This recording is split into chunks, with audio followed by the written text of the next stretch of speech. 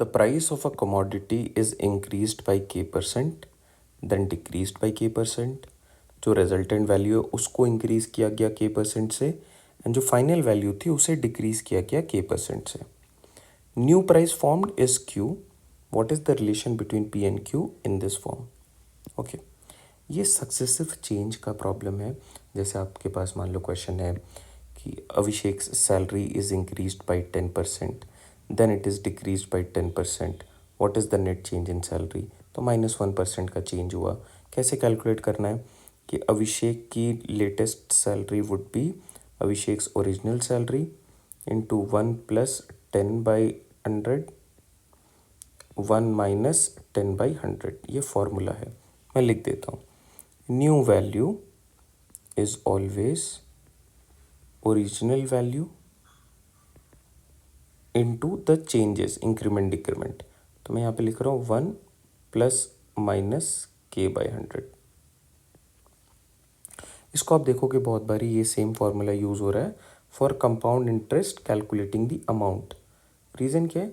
जो आपका प्रिंसिपल होता है उसमें इंटरेस्ट ऐड होके फिर उस वैल्यू को अगेन इंक्रीज करते हैं.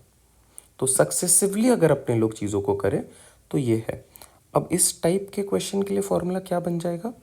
तो जिसमें आप इंक्रीज भी कर रहे हो डिक्रीज भी कर रहे हो, तो यहाँ से आप प्लस करा, फिर 1 - k/100, और इस तरीके से आगे बढ़ते चले जाओ जितनी बार भी वो चेंजेस करनी है आपको. ओके, न्यू वैल्यू क्या है? The price becomes Q. Originally it was P. Changes क्या है? 1 + k/100, 1 - k/100, अगेन 1 + k/100, और वापस से डिक्रीज हो रही है लास्ट में, तो 1 - k/100. ओके, आप देख सकते हो यहाँ पे 1 + k/100 है, 1 + k/100 है. सेम नंबर प्रोडक्ट हो रहा है तो स्क्वायर हो जाएगा. तो क्या मैं इसको ऐसे लिख दूँ? Q is equal to P.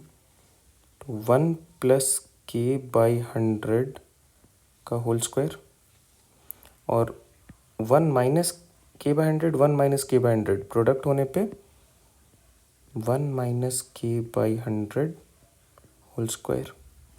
ज़रा और इसको सिंप्लीफाई करते हैं. Q becomes 100 + k/100 whole square, 100 - k/100 whole square. 100 को आप 10 स्क्वायर भी लिख सकते हो. 100 इज बेसिकली 10 स्क्वायर. ओके, अगर मैं इसको लिख ही लेता हूँ, Q is equal to P, 10 square + k/10 square whole square, 10 square - k/10 square whole square. Now क्या मैं इस डिनोमिनेटर वाले से 100 को बाहर निकाल लूँ? तो जैसे मैं इसको बाहर निकाल के लिखूँगा तो मुझे ये स्क्वायर पे है यहाँ पे, वो भी ध्यान में रखना पड़ेगा. तो मैं जब इसको बाहर निकालूंगा, I would be writing this as बाहर में इंटू 1/10 स्क्वायर होल स्क्वायर, जो कि 10 पे पावर 4 हो जाएगा. इस वाले को भी अगर मैं बाहर निकालूं तो again I have to multiply this with 1/10 का square whole square. And what is 10 का square whole square? Simply 10 to the power 4. 10 to the power 4 पहला वाला वैल्यू है, into again 10 to the power 4 value है. तो this will be nothing but 10 to the power 8. तो क्या मैं इस पूरे पार्ट को, I know this is actually 10 to the power 8, तो यहाँ पे इसको एलिमिनेट करके 1/10 टू द पावर 8 लिख लूँ. अब आपको पता है ये बाहर आ चुका है. अगर मैं इसको एक्सप्रेशन को इस तरफ लाऊंगा तो ये बन जाएगा Q into 10 to the power 8. This is equal to P into 10 square + k whole square, 10 square - k whole square. Right, आप देखो Q into 10 to the power 8 ये हो सकता है, 10 टू द पावर 4 ये नहीं होगा, 10 टू द पावर 4 ये नहीं होगा, 10 टू द पावर 8 ये हो सकता है. अब ज़रा देखते हैं क्वेश्चन को और डिटेल में. q into 10⁸ this is equal to, मुझे पता है एक बेसिक सा एल्जेब्रिक एक्सप्रेशन का formula, that is a square minus B square a plus B into a minus B. Okay, अब मैं a और b को क्या कंसिडर करूँ? मुझे दिख रहा है अगर मैं 10 स्क्वायर को a मान लूँ, k को b मान लूँ, तो this is a plus B into a minus B. तो ये क्या बन जाएंगे?